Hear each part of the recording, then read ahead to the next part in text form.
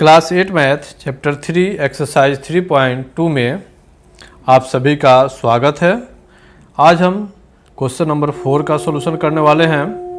चलिए देखते हैं क्वेश्चन नंबर 4 दिया है, how many sides does a regular polygon have if each of its interior angle is 165 degree. Question में आपसे पूछा जा रहा है कि यदि कोई रेगुलर पॉलीगन है जिसके इंटीरियर एंगल, इंटीरियर का मतलब होता है अंदर का जो एंगल है वो 165 है, तो आपको बताना है कि उस पॉलीगन में कितने साइड्स हैं। तो सबसे पहले हम आपको बता दें, जैसा मैंने पहले ही बताया था, किसी भी पॉलीगन में अगर रेगुलर पॉलीगन दे रखा है और उसका इंटीरियर एंगल केवल दिया है और आपसे पूछा जाए कि नंबर ऑफ साइड्स आप बताइए, आप कैलकुलेट नहीं कर पाएंगे, क्योंकि पॉलीगन में कोई भी पॉलीगन है तो उससे उसका इंटीरियर एंगल का जो सम है वो फिक्स नहीं है, एक्सटीरियर एंगल का सम फिक्स है।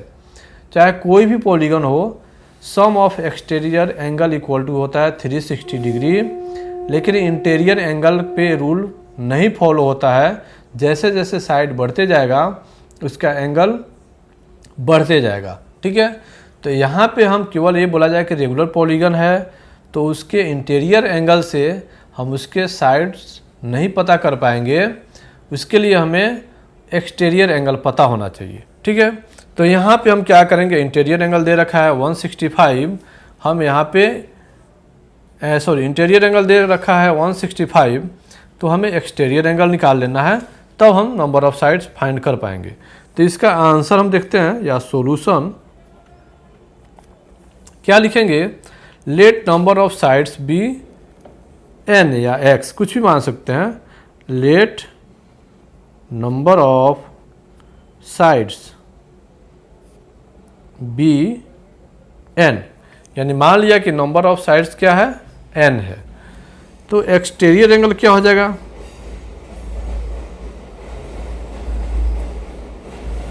Exterior angle of regular polygon equal to क्या हो जाएगा, एंगल इक्वल टू क्या होगा, तो 180 डिग्री माइनस इंटीरियर एंगल, यही होता है। यानी 180 माइनस इंटीरियर एंगल कितना दिया, 165 डिग्री। हमने क्यों 180 में से माइनस किया, तो आपको पहले बताया था। जैसे मान लीजिए मैं यहाँ पे एक फिगर ड्रॉ कर देता हूँ, थोड़ा सा केवल एंगल बना देता हूँ। ये मान लीजिए किसी पॉलीगन का इंटीरियर एंगल ये दिया है, और तो ये इसको एक्सटेंड करेंगे तो एक्सटीरियर एंगल ये होगा। तो इंटीरियर और एक्सटीरियर दोनों एंगल मिला के 180 होता है, इसलिए 180 में से इस इंटीरियर को माइनस करेंगे तो एक्सटीरियर एंगल हमें पता चल जाएगा। तो इसलिए यहाँ पे माइनस किया गया तो कितना आया, 15 डिग्री हमें पता चल गया कि एक्सटीरियर एंगल है। जैसा कि मैंने बताया था कि सम ऑफ एक्सटीरियर एंगल कितना होता है, 360, ठीक है। तो हम क्या लिखेंगे, number of sides equal to क्या हो जाएगा, number of sides equal to हो जाएगा sum of exterior angle, sum of exterior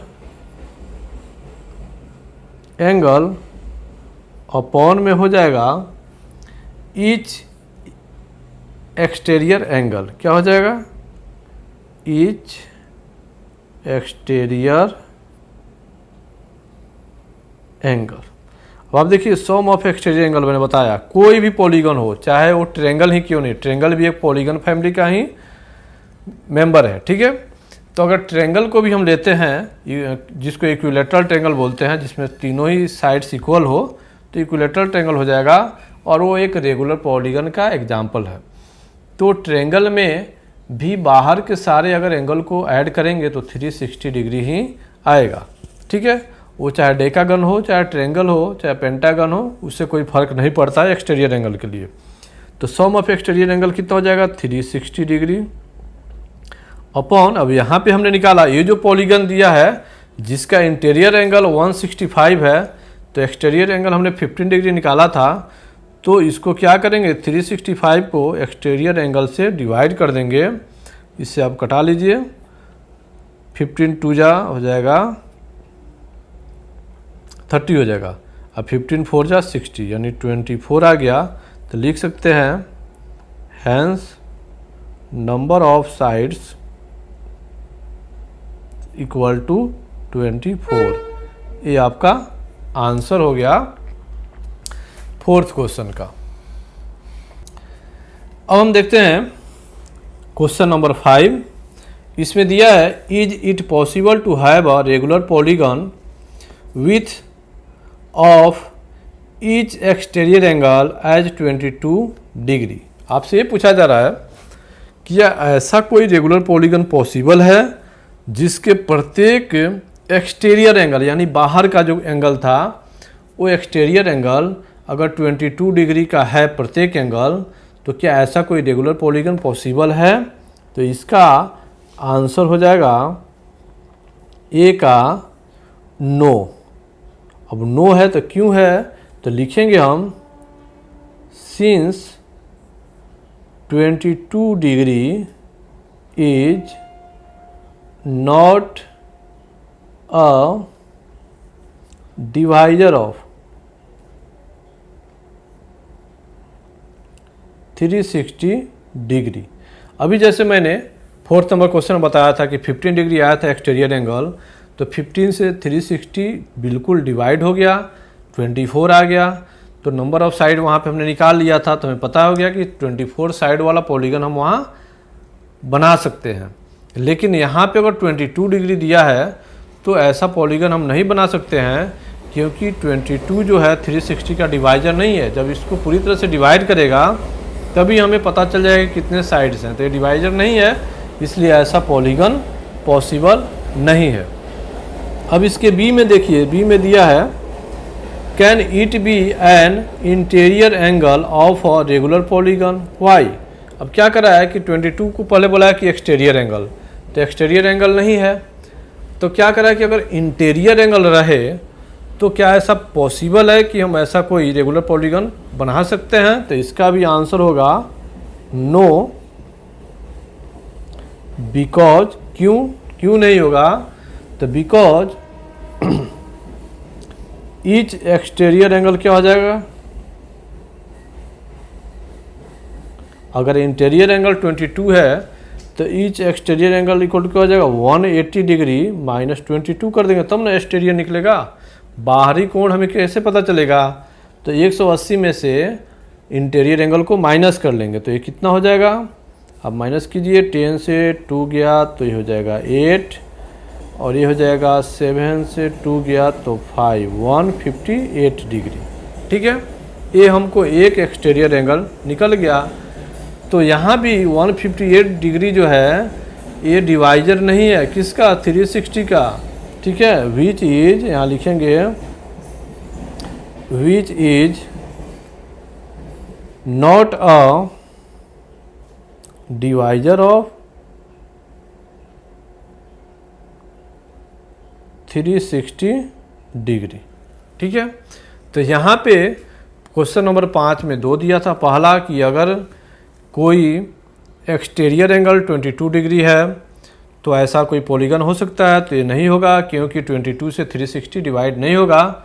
exterior angle से अगर 360 जो सम ऑफ एक्सटीरियर एंगल होता है वो डिवाइड होना चाहिए, तभी हम वैसा पॉलीगन हम मान सकते हैं कि ऐसा पॉलीगन बन सकता है या उसको क्रिएट कर सकते हैं। ठीक है, तो फिर इसी क्वेश्चन में दिया कि अगर 22 डिग्री को अगर इंटीरियर एंगल है तो ऐसा पॉलीगन बना सकते हैं, तो भी नहीं बना पाएंगे, क्योंकि अगर 22 डिग्री इंटीरियर एंगल है तो एक्सटीरियर एंगल कितना हो जाएगा 158 डिग्री, जो कि 360 का डिवाइजर नहीं है।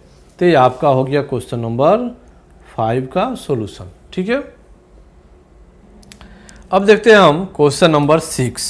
क्वेश्चन नंबर 6 में दिया है what is the minimum interior angle possible for a regular polygon why. आपसे ये पूछा जा रहा है कि कोई भी रेगुलर पॉलीगन है उसमें कम से कम कितने डिग्री का इंटीरियर एंगल हो सकता है, यानी उससे छोटा कोई एंगल हो ही नहीं। ठीक है, तो सबसे पहले हम आपको बता दें कि इसके लिए सबसे पहले हमें ये देखना पड़ेगा कि सबसे कम साइड वाला यानी मिनिमम नंबर ऑफ साइड्स वाला कौन सा पॉलीगन होगा। तो ट्रायंगल से छोटा कोई पॉलीगन हम नहीं बना सकते हैं, ठीक ना, क्योंकि 2 साइड का कोई पॉलीगन तो बनता नहीं है। तो सबसे छोटा अगर कोई पॉलीगन है तो ट्रायंगल है, और उसमें अगर हम अब सोचते हैं रेगुलर पॉलीगन तो क्या होगा, इक्विलैटरल ट्रायंगल होगा। और हमें पता है कि इक्विलैटरल ट्रायंगल में क्या होता है, प्रत्येक एंगल 60 डिग्री का होता है, यानी सबसे मिनिमम जो है या सबसे छोटा पॉसिबल पॉलीगन जो है वो ट्रायंगल है। और रेगुलर पॉलीगन की बात करेंगे तो इक्विलैटरल ट्रायंगल होगा, और इक्विलैटरल ट्रायंगल में 60 डिग्री से कम का एंगल पॉसिबल नहीं है, तो इसलिए सबसे छोटा एंगल हमारा क्या हो जाएगा, 60 डिग्री होगा। ठीक है, अब इसको हम लिखेंगे कैसे, तो मैं इसको आपको बताता हूँ। आंसर में हम क्या लिखेंगे, the equilateral triangle, equilateral triangle being a regular polygon of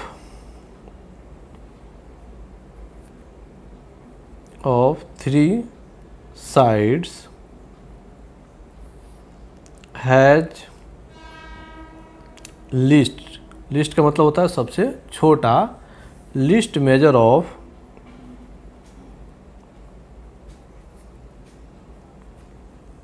ठीक है, least measure of an interior angle, ही आपसे पूछा जा रहा है क्वेश्चन में, an interior angle of 60 degree. हमें पता है कि 60 डिग्री का होता है। अब क्यों, तो इसका भी हम सोल्यूशन लिखेंगे since sum of all the angles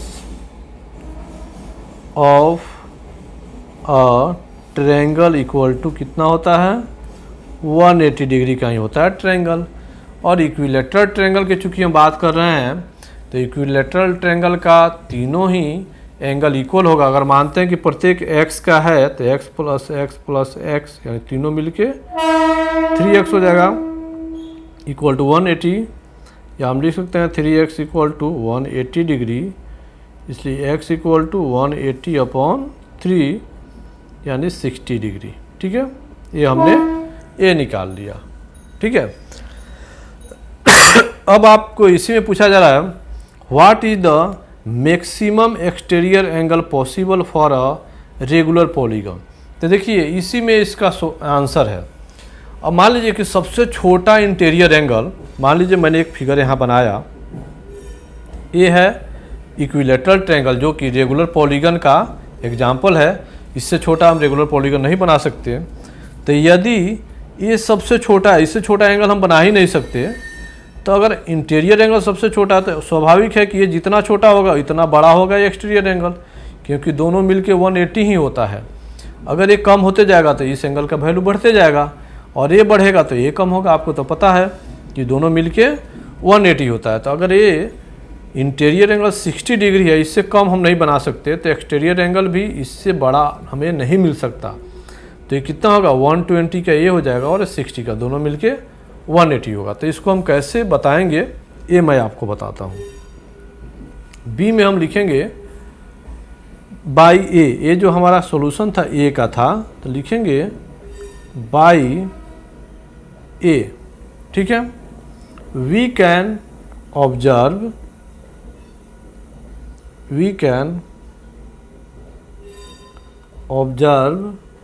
that the greatest angle is